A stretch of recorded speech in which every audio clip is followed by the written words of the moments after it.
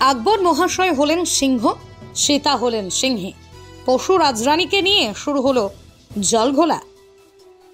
বিতর্কেই থেমে থাকলো না, হয়ে গেল হাইকোর্টে মামলা। কি হয়েছে জানেন সিংহ দম্পতির সাথে? যার জেরেই বিশ্ব হিন্দু পরিষদের মামলা পৌঁছে গেল হাইকোর্টে। শুনুন তাহলে। কদিন আগেই ত্রিপুরার বিশালগড়ে অবস্থিত সিপাহীজলা জুওলজিক্যাল পার্ক থেকে 12 ফেব্রুয়ারি বেঙ্গল সাফারি পার্কে আনা হয়েছে এক জোড়া সিংহ দম্পতি। বিশ্ব হিন্দু পরিষদের দুলাল চন্দ্র রায়ের দাবি, ত্রিপুরা থেকে আগত পুরুষ সিংহের নাম ছিল প্যান্থেরা লিও মেল এবং মেয়ে সিংহের নাম ছিল প্যান্থেরা লিও ফিমেল। এবার এই নামেই সৃষ্টি হয় বিতর্কের। দুলাল বাবু দাবি করেন, 12 তারিখ বেঙ্গল সাফারি পার্কে পৌঁছানোর পর সিংহ দম্পতির নাম রাখা হয়েছে যথারীতি আকবর এবং সীতা। আর এখানেই তাদের দাবি, সীতা নাম কেন রাখা হয়েছে? সিংহীর নাম সীতা রাখতেই তাদের তীব্র আপত্তি শুরু হয়ে যায় বিশ্ব হিন্দু পরিষদের সদস্যদের। অবশেষে সীতা নাম পরিবর্তনের দাবি করে তারা জলপাইগুড়ি সার্কিট বেঞ্চে মামলা দায়ের করে রাজ্যের বিরুদ্ধে মামলা দায়ের করেন। সার্কিট বেঞ্চ থেকে মামলা পৌঁছে যায় কলকাতা হাইকোর্টে। এই মামলার আইনজীবী শুভঙ্কর দত্ত জানান, আজ কলকাতা হাইকোর্টে জলপাইগুড়ি সার্কিট বেঞ্চে মামলা দায়ের হয়েছে। স্টেট জু অথরিটি এবং বেঙ্গল সাফারি ডিরেক্টরকে এই মামলায় পার্টি করা হয়েছে। আগামী 20 তারিখে এই মামলার শুনানি হবে। এখন দেখার প্যান্থেরা মেল ফিমেল না আকবর সীতা কি নাম হয় সিংহ দম্পতিদের।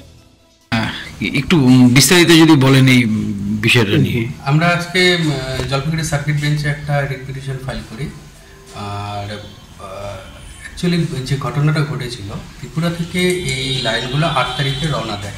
সেখানে যে একটা সার্টিফিকেট, আমরা সমস্ত কিছু ডকুমেন্ট অ্যানেক্স করেছি, সেই সার্টিফিকেটের মধ্যে পরিষ্কার বলা আছে প্যান্থেরা লিও মেল, যার আইডি নাম্বার IL26, এবং প্যান্থেরা লিও ফিমেল, যার আইডি নাম্বার IL25। এই দুটো লায়ন অ্যানিম্যাল এক্সচেঞ্জ প্রোগ্রামের জন্য আমাদের উত্তরবঙ্গে বেঙ্গল সাফারিতে আসে।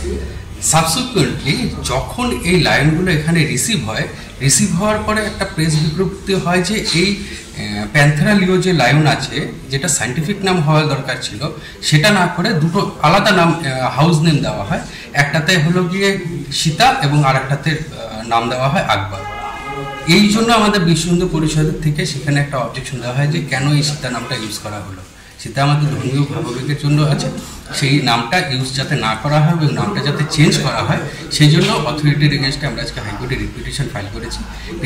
পিটিশনটা অ্যাকসেপ্ট হয়েছে। আগামী 20 তারিখে পিটিশনটা ফাইনাল হিয়ারিং। কোন অথরিটির উপরে? এই দুটো অথরিটির আমরা এখানে করেছি। একটা হলো গিয়ে state secretary, state zoo authority, government of West Bengal, আর একটা director of wild life forest, director of forest wild life Bengal Safari, Siliguri Salugara.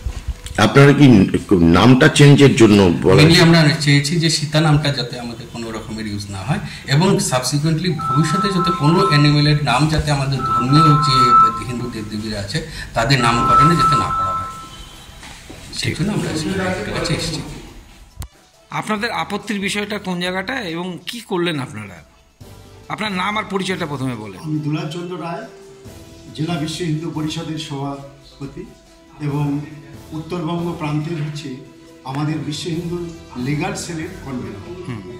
আপনারা ওয়েল নো, ভালোভাবেই অবগত আছেন, গত 9 তারিখে ত্রিপুরা গভর্নমেন্টের কাছ থেকে দুটো লায়ন নিয়ে আসা হয়, বেঙ্গল গভর্নমেন্ট নিয়ে আসে। সেখানে আমাদের হিন্দু সনাতনী ধর্মের উপর আঘাত দিয়ে এবং হিন্দু সংস্কৃতিকে বিকৃতি করে উনি সীতা নাম রাখলেন কেন? আমাদের আপত্তি এটাই যে উনি যা খুশি রাখুক, হ্যাঁ, কিন্তু আমাদের সীতা নাম পশুর ক্ষেত্রে প্রযোজ্য নয়, এবং বেঙ্গল লাইভ অ্যানিমেলে কোথাও অভিধানে এ ধরনের আমরা আজ পর্যন্ত ভারতের ইতিহাসে আমরা দেখিনি। তাই এটা আমরা ঘোর আপত্তি করছি।